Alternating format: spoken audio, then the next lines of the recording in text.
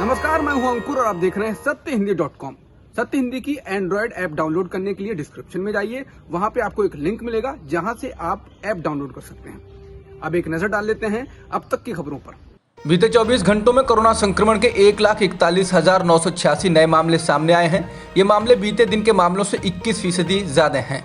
बीते 24 घंटों में 285 लोगों की जान गई है। कल कोरोना के 1,17,100 नए मामले सामने आए थे। इससे साफ पता चलता है कि संक्रमण बेहद तेज रफ्तार के साथ फैल रहा है।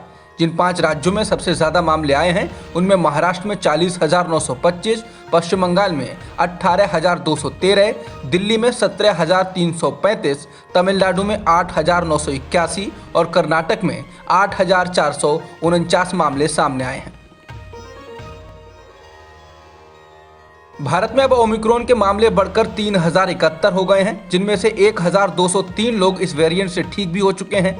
भारत में अब तक 27 केंद्र शासित राज्यों और प्रदेशों में ये मामले पाए गए हैं। ओमिक्रॉन के सबसे अधिक 876 मामले अब तक महाराष्ट्र में पाए गए हैं। उसके बाद राजधानी दिल्ली का नंबर आता है, जहां पर ओमिक्रॉन वेरिएंट के 513 मामलों का पता चला है।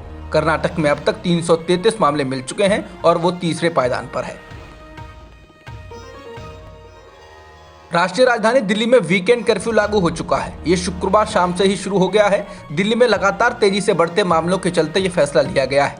वहीं अब समाचार एजेंसी पीटीआई ने बताया है कि डीडीएमए की सोमवार को एक और बैठक होगी, जिसमें आगे के प्रतिबंधों पर चर्चा होगी।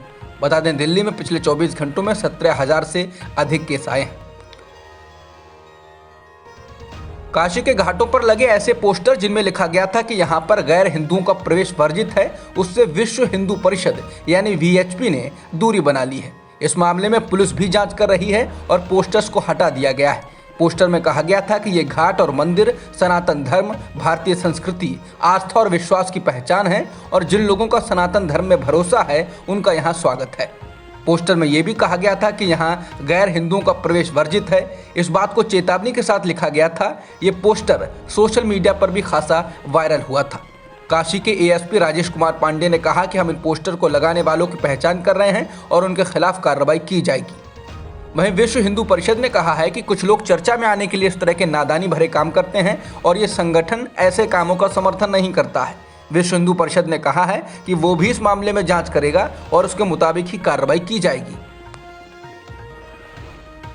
हरिद्वार में कथित धर्म संसद में मुसलमानों के नरसंहार के आह्वान को लेकर नरेंद्र मोदी सरकार में मंत्री नितिन गडकरी ने कहा है कि सबके खिलाफ कार्रवाई होनी चाहिए। एनडीटीवी के साथ बातचीत करते हुए गडकरी ने कहा कि स्वामी विवेकानंद ने शिकागो में जो भाषण किया था उसमें उन्होंने कहा था कि हमारा धर्म सहिष्णुता के आधार पर है, सहजता के आधार पर है, सरलता के आधार पर है। हमारे राजाओं ने कभी किसी के पूजा स्थलों को नहीं तोड़ा। हम विस्तारवादी नहीं हैं। हम यही कहते हैं कि पूरे विश्व का कल्याण हो। यही हमारी संस्कृति है, इसीलिए यही विचार मुख्य विचार हैं। ऐसे में कोई अगर इसके विपरीत बातें करता है तो वो हमारी मुख्य विचारधारा नहीं है। उसको नकारना चाहिए, चाहे वो किसी भी धर्म से हो। उसको महत्व नहीं देना चाहिए। उन्होंने कहा कि कानून अपना काम करेगा। Indian institute of management Bengaluru और अहमदाबाद के करीब 167 छात्रों और शिक्षकों ने हेट स्पीच और अल्पसंख्यकों पर हो रहे हमले को लेकर प्रधानमंत्री कार्यालय को पत्र लिखा है। पत्र में कहा गया है कि माननीय प्रधानमंत्री, हमारे देश में बढ़ती असहिष्णुता पर आपकी चुप्पी नफरत की आवाज़ों को बढ़ावा देती है और ये हमारे देश की एकता और अखंडता के लिए खतरा है। पत्र में कहा गया है कि हम सभी के लिए निराशाजनक है जो हमारे देश के बहुसांस्कृतिक ताने बाने को महत्व देते हैं। गृह मंत्रालय ने mother Teresa mission of charity का FCRA लाइसेंस बहाल कर दिया है। गृह मंत्रालय ने कहा है कि 7 जनवरी को इस संस्था के FCRA लाइसेंस को बहाल किया गया है। बता दें कि विदेशों से चंदा हासिल करने के लिए FCRA लाइसेंस का होना जरूरी होता है। भारत में अभी 16,819 NGO ऐसे हैं जिनके पास FCRA लाइसेंस है। इन NGO ने अपने लाइसेंस को रिन्यू करा लिया है।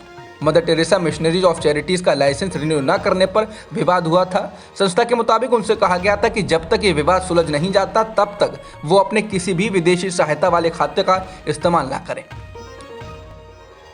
पंजाब के विधानसभा चुनाव से ठीक पहले फिल्म अभिनेता सोनू सूद ने पंजाब के स्टेट आइकॉन की जिम्मेदारी छोड़ दी है। सूद ने एक ट्वीट कर इस बारे में जानकारी दी है। सोनू सूद ने अपने ट्वीट में कहा है कि यह फैसला उन्होंने और चुनाव आयोग ने मिलकर लिया है, क्योंकि उनके परिवार के सदस्य पंजाब के विधानसभा चुनाव में उतरने जा रहे हैं। बता दें कि सोनू सूद की बहन मालविका सूद का विधानसभा चुनाव लड़ना तय है। मालविका किस पार्टी के टिकट पर चुनाव लड़ेंगी, इसे लेकर पंजाब में जोरदार चर्चा है। कहा जा रहा है कि वो कांग्रेस या आम आदमी पार्टी के टिकट पर चुनाव लड़ सकती हैं। अब तक की खबरों में इतना ही। बाकी खबरों के लिए बने रहिए सत्यहिंदी.com के साथ। सत्य हिंदी का ऐप डाउनलोड करें गूगल प्ले स्टोर पर।